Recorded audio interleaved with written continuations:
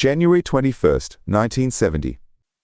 A four-engine giant nobody had ever built before lifts off from JFK bound for London. Painted nose to tail in a blue globe that, for the next generation, will simply mean the way the world flies. That airplane is the Boeing 747.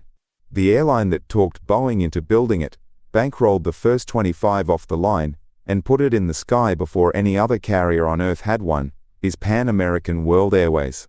For 64 years, Pan Am doesn't just sell plane tickets, it invents the idea that an ordinary person can cross an ocean before dinner. And then, without a single hijacking, without a single bad jet, it flies itself into the ground. Everyone remembers how this story ends. A bomb over a small Scottish town in December 1988. That is not the diagnosis. That is the funeral nobody bothered to check for a pulse. This is flatline. Gloves on. Today's patient invented the jet age, then spent the 11 years after deregulation selling its own organs to stay conscious. Tonight we open up American Airways, and the coroner's note is going to embarrass a very famous founder. Start with the man, because Pan Am was never really a company. It was one Trip's fixed idea, incorporated. Trip built his first airline route in 1927, flying mail and gamblers from Key West to Havana, and from there talked, bullied and bribed his way into something no founder gets twice. The United States government made Pan Am the only American airline legally allowed to fly overseas. Every international route in or out of the country ran through his desk. Trip used that monopoly to do things that still sound insane. He ordered flying boats before there were airports to land them at, ordered the 707 before the jet age had a name, and in 1966, wrote Boeing a check for $500 million for a plane that existed only on paper, because he'd decided the future of travel was mass and cheap, not exclusive and small. By 1968, Pan Am is sitting on $1 billion in cash, 150 jets, and scheduled service to 86 countries.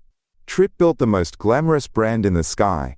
What he never built, because Washington never let him, was a single domestic route inside his own country. That omission is the trap, and on October 24, 1978, President Jimmy Carter signs the pen stroke that springs it, the Airline Deregulation Act. For 50 years the government has run American aviation like a country club. This carrier gets that overseas route, that carrier gets this domestic one, nobody undercuts anybody. Deregulation rips up the membership list overnight.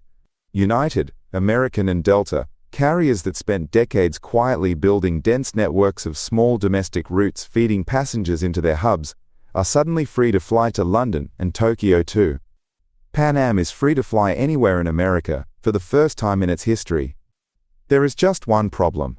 It has no domestic network to fly on. No hubs, no feeder routes, no regional fleet, no loyal commuter flying home to Cleveland every Friday.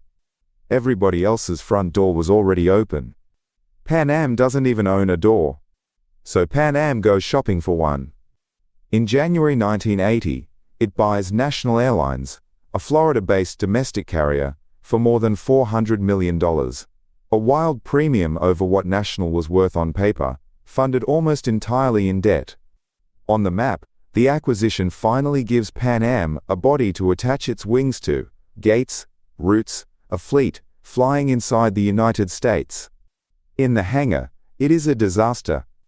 Two entirely different corporate cultures, two separate pilot unions, two fleets of aircraft that don't share parts, and a route map that was never actually stitched into Pan Am's international network the way the deal promised on the day it was announced.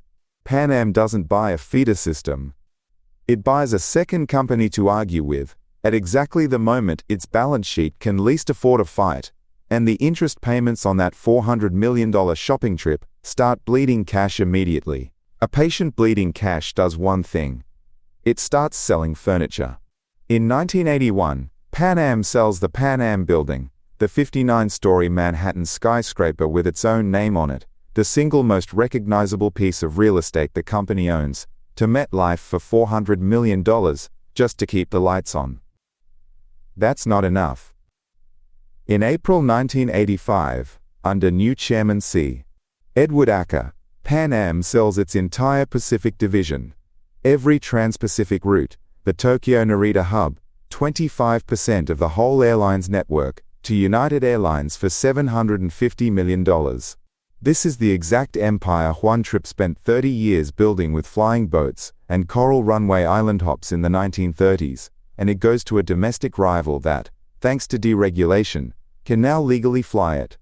Watch the airport count: 122 cities, served in 1968, 65, by the time deregulation hits, back up briefly to 98, then crashing to 46 by 1991. That is not an airline restructuring. That is an airline eating itself, one limb at a time, to buy another 18 months of consciousness. Then, on December 21, 1988, a bomb hidden in a cassette player detonates aboard Pan Am Flight 103 over Lockerbie, Scotland, killing 270 people.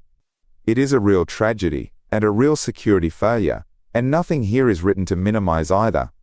But when the wire services actually sat down to write Pan Am's obituary, 3 years later, they didn't reach for that bomb at all. A pioneer of commercial aviation, the Christian Science Monitor wrote the week it died that fell victim to its lack of a domestic feeder system to complement its valuable overseas routes. An airline that had been gradually selling off its own assets for a decade, beginning with the skyscraper that still bore its name. Lockerbie made a better headline. It just wasn't the diagnosis the people closest to the body actually wrote down. 2 years later, the Gulf War sends fuel prices spiking. Pan Am cuts 2,500 jobs in a single month, and on January 8, 1991, it files for Chapter 11. That August it sells what's left of the good routes, the Atlantic network, the Frankfurt hub, the shuttle, 45 jets, and the JFK Worldport terminal, to Delta Airlines for $416 million, plus a cash injection to keep flying a few months longer. Delta puts in most of what it promised, and then, in December, simply declines to send the final $25 million. On December 4, 1991, 64 years after its first flight from Key West to Havana, Pan American World Airways shuts down for good. A federal judge later rules Delta broke no law by walking away. Nobody was legally responsible for killing Pan Am, because the thing that actually killed it was a statute nobody's fault, signed 13 years earlier by a president shaking a room full of hands. So here's the line for the certificate, and it isn't Lockerbie. Cross that out. Juan Trippe built the greatest airline the world had ever seen inside a government-guaranteed monopoly, and never once built the ordinary, boring, profitable domestic network that monopoly was quietly hiding him from needing. The day Washington took the guarantee away, Pan Am didn't have a business model. It had a brand, a fleet of jumbos, and a legend, and it spent the next 13 years selling the legend off in pieces to pay for one more year aloft. The bombing that the whole world remembers didn't kill a healthy airline. It found a corpse, still technically breathing, and finished the paperwork. The scar worth keeping. When regulation quietly builds your whole business for you, the day it stops is the day you find out what you actually built. Pan Am never found out. It just kept selling the wings while insisting it could still fly. See you in the next autopsy.